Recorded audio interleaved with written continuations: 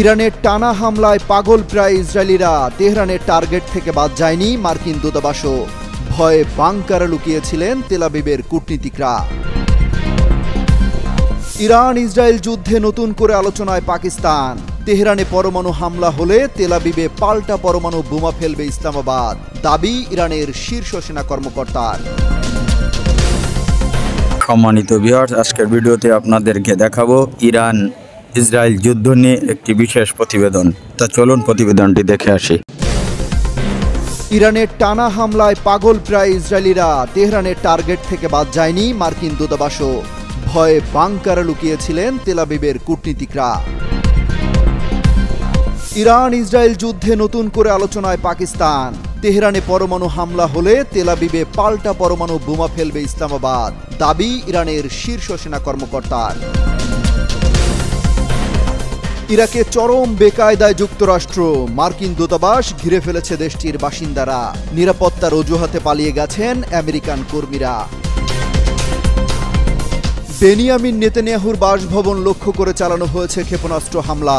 ছোড়া হয় অন্তত 50টি ব্যালিস্টিক মিসাইল। আগের যে কোনো সময়ের চেয়ে ইরানে হামলার পরিধি বাড়াতে পারে ইসরায়েল। ভয় আর আতঙ্কে তেহরান ছাড়ছেন হাজার হাজার মানুষ। ইসরায়েলে ইরানের হামলার তালে তালে উল্লাসে মাতেন লেবাননবাসী। ইয়েমেন গাজাতেও চলছে উৎসব মিছিল। ইরান যেন চোখ মুখ বন্ধ করে ইসরায়েলের টানা হামলা চালিয়ে যাচ্ছে। রাত দিন কোনো কিছুই তোয়াক্কা করছে না। সব হুমকি ধামকি উপেক্ষা করে ইসরায়েলকে রীতিমতো গাজার দৃশ্য দেখিয়ে ছাড়ছে তেহরান। তারই ধারাবাহিকতায় সোমবার আবারও ক্ষেপণাস্ত্র হামলা চালিয়েছে ইরান। এই হামলায় রাজধানী তেল আবিব ও বন্দরনগরী হাইফার বহু স্থাপনা ক্ষতিগ্রস্ত হয়েছে। শুধু তেল আবিবের সামরিক স্থাপনাই নয়, ইরানের টার্গেট থেকে বাদ যায়নি ইসরায়েলে অবস্থিত মার্কিন দূতাবাসও। ইরানের চালানো ক্ষেপণাস্ত্র হামলায় কিছুটা ক্ষতিগ্রস্ত হয়েছে যুক্তরাষ্ট্রের দূতাবাস। তবে কোনো হতাহত হয়েছে কিনা তা বিস্তারিত এখনো জানা যায়নি। মার্কিন গণমাধ্যম সিএনএন বলছে দূতাবাসটি বন্ধ রাখা হয়েছে। সেখানে আশ্রয় নেওয়া বাসিন্দাদের নিরাপদে সরিয়ে নেওয়া হয়েছে। পরিস্থিতি আরও খারাপ হতে পারে সেই শঙ্কায় অনেকে বাংকারে লুকিয়েছেন। মার্কিন প্রেসিডেন্ট ডোনাল্ড ট্রাম্প আগেই হুঁশিয়ারি দিয়েছেন, যদি মার্কিন ঘাঁটি বা তাদের স্বার্থে হামলা হয় তাহলে ওয়াশিংটন সম্পূর্ণ শক্তিতে জবাব দেবে। অপরদিকে ইরান এই হুমকি শুনে একটুও পিছু হটেনি। তারা বলছে মধ্যপ্রাচ্যে ইসলামী বাহিনী গঠন করে তারা লড়াই অব্যাহত রাখবে। ইরানের আরেক নেতা মোহসেন রেজাই বলেছেন, সৌদি আরব, পাকিস্তান ও তুরস্ককে সাথে নিয়ে তারা এই সেনাবাহিনী গঠন করবে। এদিকে ইসরায়েলি হামলায় ইরানের 2 শতাধিক মানুষ নিহত হয়েছে এবং আহত হয়েছে 1,500-এর বেশি মানুষ। বিশেষজ্ঞরা বলছেন এই সংখ্যা ছড়িয়ে পড়তে পারে গোটা মধ্যপ্রাচ্যে, কারণ এরই মধ্যে ইরাকিরা রাস্তায় নেমে পড়েছে। সেখানে অবস্থিত মার্কিন দূতাবাস ঘিরে বিক্ষোভ করা হয়। ভয়ে আর আতঙ্কে পালিয়ে যায় ইরাকের মার্কিন দূতাবাসের কর্মকর্তারা। যেভাবে ইরান ইসরায়েলের মধ্যে হামলা পাল্টা হামলা চলছে, তাতে যে কোনো সময় পরমাণু হামলা চালিয়ে বসতে পারে নেতানিয়াহু প্রশাসন। এমন পরিস্থিতির মধ্যে আলোচনায় এশিয়ার অন্যতম পরমাণু শক্তিধর দেশ পাকিস্তান। মধ্যপ্রাচ্যের চলমান উত্তেজনায় বড়সড় ইঙ্গিত দিয়েছেন ইরানি রেভলিউশনারি গার্ডের জ্যেষ্ঠ এক কর্মকর্তা।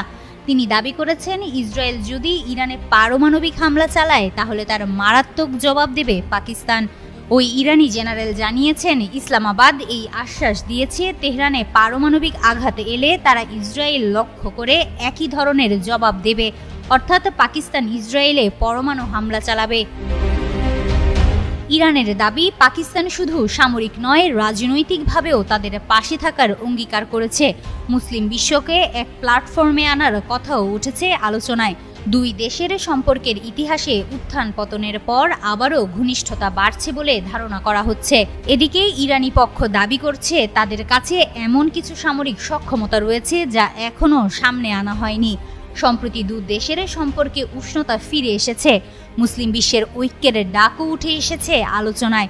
যদিও পাকিস্তান পরমাণু অস্ত্র ব্যবহারের বিষয়ে আনুষ্ঠানিকভাবে কিছু বলেনি, তবে ইসরায়েলের বিরুদ্ধে অবস্থান স্পষ্ট করেছে। বিশ্বের 9টি স্বীকৃত পারমাণবিক শক্তিধর দেশের তালিকায় পাকিস্তান ও ইসরায়েল 2 দেশই রয়েছে। এই প্রেক্ষাপটে অনেকেই বলছেন সাম্প্রতিক হুঁশিয়ারি আসলে সরাসরি যুদ্ধের প্রস্তুতি নয়, বরং কূটনৈতিক চাপ তৈরির কৌশল হতে পারে।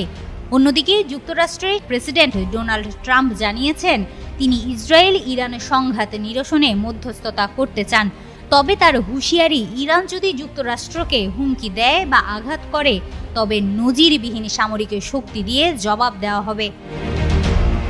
পাকিস্তানের প্রতিরক্ষা মন্ত্রী খাজা আসিফ এ প্রসঙ্গে বলেছেন, পশ্চিমা বিশ্ব যদি ইসরায়েলের পারমাণবিক অস্ত্র নিয়ে নীরব থাকে তবে গোটা বিশ্বের নিরাপত্তাই প্রশ্নের মুখে থাকবে।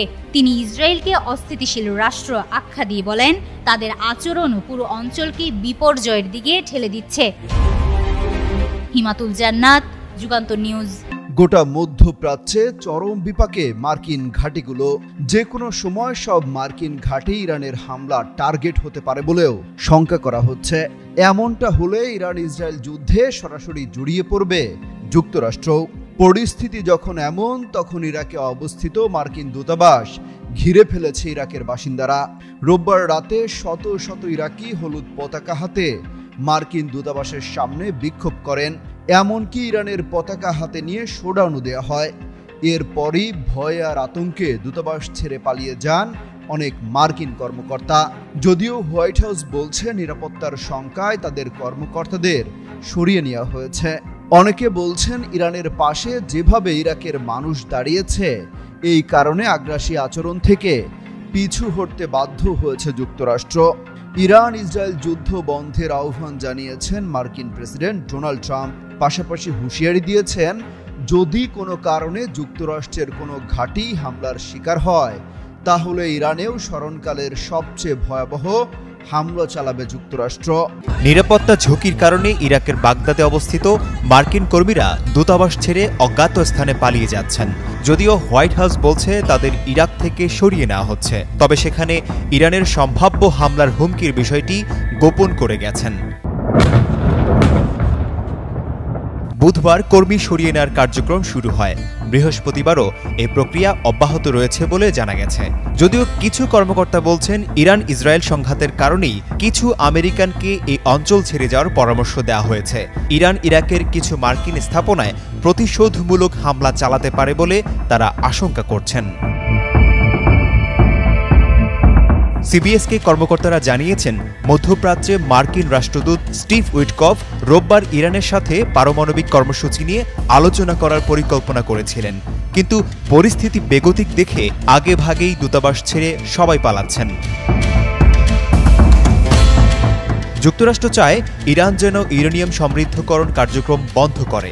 তারা কিছুতেই চায় না তেহরান পারমাণবিক বোমা তৈরির সক্ষমতা অর্জন করুক। এজন্য ডোনাল্ড ট্রাম্পের নির্দেশনায় যুক্তরাষ্ট্র ইরানের সাথে আলোচনার উদ্যোগ নেয়। আলোচনায় প্রস্তাব আসে সমৃদ্ধকরণ কার্যক্রম বন্ধের বিনিময়ে তেহরানের উপর আরোপিত অর্থনৈতিক নিষেধাজ্ঞা শিথিল করা হবে।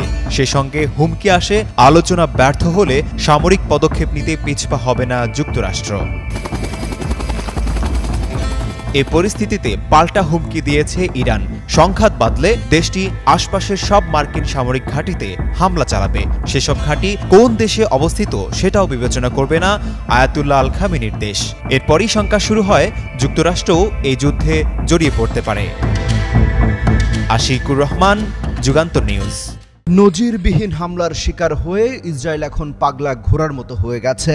চোখে মুখে অন্ধকার দেখা ইসরায়েল ব্যাপক হারে ইরানে হামলার পরিকল্পনা নিয়েছে, এমন খবর আসছে আন্তর্জাতিক গণমাধ্যমে। পরিস্থিতির ভয়াবহতা আঁচ করতে পেরে আগেভাগে রাজধানী তেহরান ছাড়ছেন ইরানের হাজার হাজার মানুষ।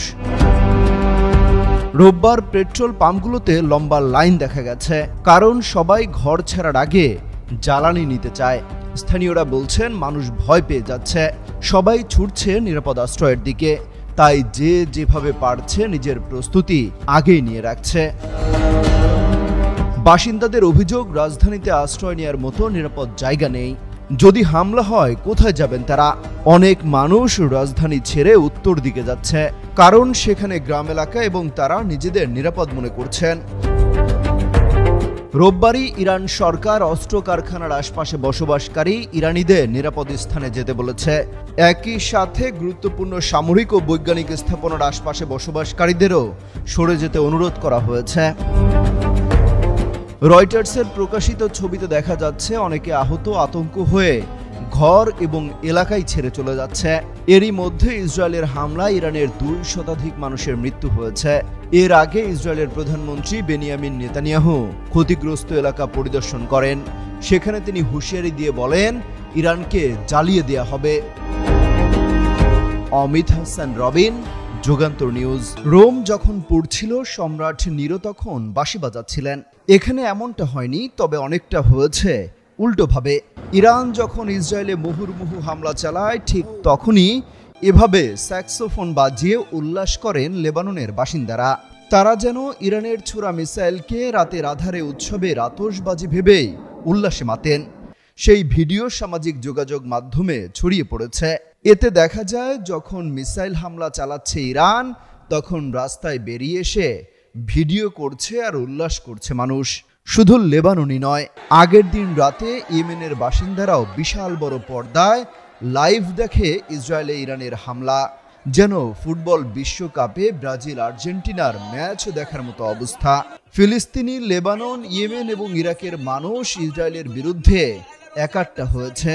যে কোনো উপায়ে ইসরায়েল যেন চরম শিক্ষা পায়, সেই চাওয়াই তাদের। ইরাকের মানুষ তো রীতিমতো রাস্তায় বেরিয়ে মার্কিন দূতাবাস ঘিরে মিছিল পর্যন্ত করেছে।